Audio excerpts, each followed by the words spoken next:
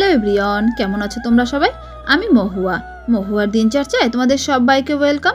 আজ মঙ্গলবার আর এখন ঘড়ির কাঁটা 7:30। এখান থেকে তোমাদের সঙ্গে নিয়ে শুরু করলাম আমার ছোট্ট একটা ব্লগ। আশা করছি তোমাদের অনেক ভালো লাগবে। চলো তাহলে সঙ্গে থাকো আর দেখতে থাকো।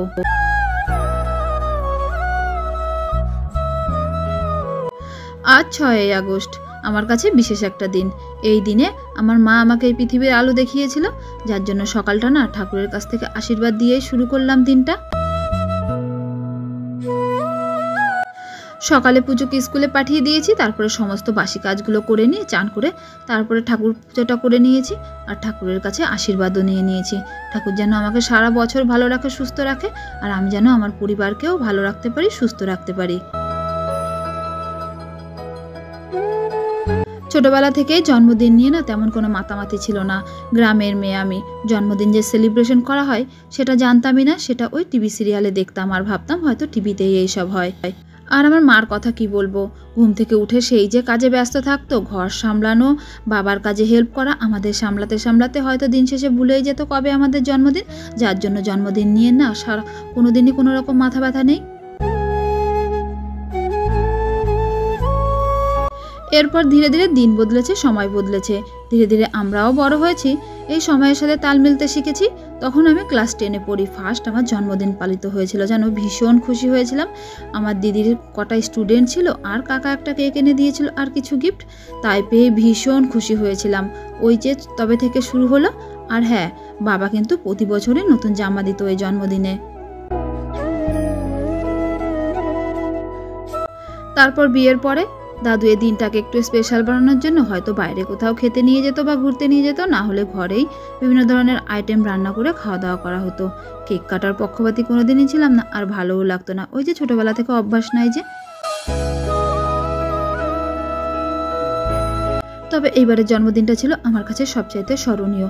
ঘুম থেকে উঠেই দাদু আজ বলল অফিস যাবে না, আর আজকে রান্নাঘর থেকে আমার ছুটি, কারণ আজকে রান্নাঘরের সমস্ত দায়িত্ব সে নেবে। প্রথমে কথাটা শুনে না ভীষণ অবাক হয়েছিলাম, কারণ যে মানুষটা ছুটি নিয়ে একটা দিন বাড়িতে থাকে না, সে আজ বাড়িতে থাকবে, সেই জন্যই আর কি। তারপরে না ভীষণ খুশি হয়েছিলাম প্রিয় মানুষটার মুখ থেকে এমন কথা শুনতে। কে না ভালোবাসে বলো। সেই মতো সকালের রুটিটাও দাদু বানিয়েছিল, চাটা শুধু আমি করলাম। তারপরে দাদু খেয়ে গেল বাজারে, কিছু সবজি আর একটু ফল এনেছিল, মানে আম এনেছিল, সেটাই গুছিয়ে রাখলাম। আর ভাবলাম একা এত কিছু পারবে না, তাই সবজিগুলো আমি কেটে দিয়েছিলাম, মানে ভাজার জন্য 5 রকম ভাজিটা। সবার চরিত্রগত বৈশিষ্ট্য কিন্তু একরকম নয়, জানো তো। কেউ প্রিয় মানুষটাকে ভালোবেসে সবার সামনে দেখাতে পছন্দ করে, কেউ আবার হাজার ভালোবাসলেও কিন্তু বহিঃপ্রকাশ করে না। আমার বড় তাদের মধ্যে একজন, যে হাজার ভালোবাসলেও বহিঃপ্রকাশ করতে একদমই পছন্দ করে না। এতে কিন্তু আমি একদমই অখুশি নই, কারণ দিন শেষে আমার যেটুকু পাওনা, আমার প্রাপ্য সমস্ত কিছু কিন্তু তার থেকে পেয়ে থাকি। পার্থক্য শুধু একটাই, সে আর 5 জনের মতো লোকের সামনে আমাকে ওই ভালোবাসি ভালোবাসি বলতে পারে না।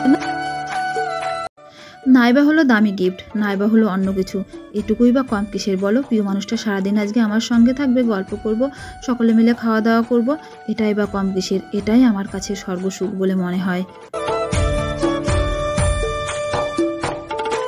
আর একটা কথা জানো তো, যে অল্পতে খুশি হয় সেই হচ্ছে এই দুনিয়ায় সবচাইতে সুখী মানুষ। আমি এটুকুতেই খুশি। এই যে সারাটা দিন আজকে আমার বর আমার সাথে আছে। আমি একজন অতি সাধারণ গৃহবধূ, আমার কাজকর্মগুলোও অতি সাধারণ, যেগুলো তোমাদের সামনে ভিডিও আকারে তুলে ধরছি। তোমাদের যদি ভালো লাগে তাহলে প্লিজ একটা লাইক কমেন্ট করে সাবস্ক্রাইব করে আমার সাথে থাকতে পারো। আর আমার ভিডিওগুলো তোমাদের কেমন লাগে যদি কমেন্টের আকারে বলো, তাহলে আমারও ভীষণ ভালো লাগবে। ওদিকে দেখো দাদু সমস্ত জোগাড়যন্ত্র করে নিয়ে চিকেনটাও বসিয়ে দিয়েছে। চিকেনটা না দাদু আজকে দারুণ রান্না করেছিল, ভীষণ ভালো লেগেছে। এদিকে দেখো চিকেনটা কষানো হয়ে গেছে, তাই আমি ও ঘরে ছিলাম, আমাকে ডাকলো, আমি ছুটে এলাম, ভাবলাম কি আবার হলো। এটাও মনে রেখেছে যে আমি কষা চিকেন খেতে ভীষণ ভালোবাসি। সেটাই বলছিল যে দেখো তোমার জন্য কষা মাংস রেখেছি, একটু খেয়ে দেখো লবণ আর লঙ্কা ঠিক হলো কিনা। তখনই বুঝলাম যে বেশ ভালো হয়েছে, কিন্তু খেতে একটু লবণ কম হয়েছিল, তাই বললাম দাদুকে আর একটু দিয়ে দিয়েছে। এদিকে পুচুও এসে গেছে, কারণ আমার পুচুও না কষা মাংস খেতে ভীষণ পছন্দ করে। আমার বর রোজ হয়তো রান্না করে না, কিন্তু বছরে ওই একটা দিন যেদিন রান্না করতে আসে, রান্নাঘরের দিকে কিন্তু আমাকে আর ঘুরে তাকাতে হয় না। এমন নয় যে রান্না করে সমস্ত ঘরদোর অপরিষ্কার করে রাখে, রান্নাবান্না করে একদম পরিষ্কার পরিচ্ছন্ন করে রেখে দেয়। দেখো রান্নাবাড়া এদিকে হয়ে গেছে, তারপরে দাদু চান করতে ঢুকলো, ভাবলাম এই ফাঁকে আমিও ভাতটা রেডি করে নিই।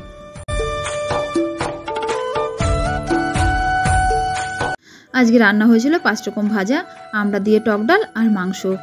5 রকম ভাজা আর টক ডালটা আমিই করেছিলাম, মাংসটা শুধু দাদু করেছিল। আজকের এই আমার স্পেশাল দিনটাকে আমার বর আরও স্পেশাল করে তুলেছে। আমি কিন্তু ভীষণ খুশি। এরপর সমস্ত খাবার দাবার গুছিয়ে নিয়ে বসে পড়লাম খেতে। চলার পথের এই ছোটো ছোটো হাসি খুশির মুহূর্তগুলোই কিন্তু সামনে এগিয়ে যাওয়ার বা বেঁচে থাকার প্রেরণা যোগায়, জানো তো। সর্বশেষ তোমাদের কাছে একটা কথাই বলবো, তোমরাও আমাকে আশীর্বাদ করো, আমি যেন সুস্থ থাকি, ভালো থাকি, আর আমার পরিবারকে যেন সব সময় ভালো রাখতে পারি। চলো তাহলে আজকে এটুকুই, দেখা হচ্ছে নতুন একটা ভিডিওর সাথে। ততদিন তোমরা সুস্থ থেকো, ভালো থেকো, আর আমার পাশে থেকো, কেমন? টাটা।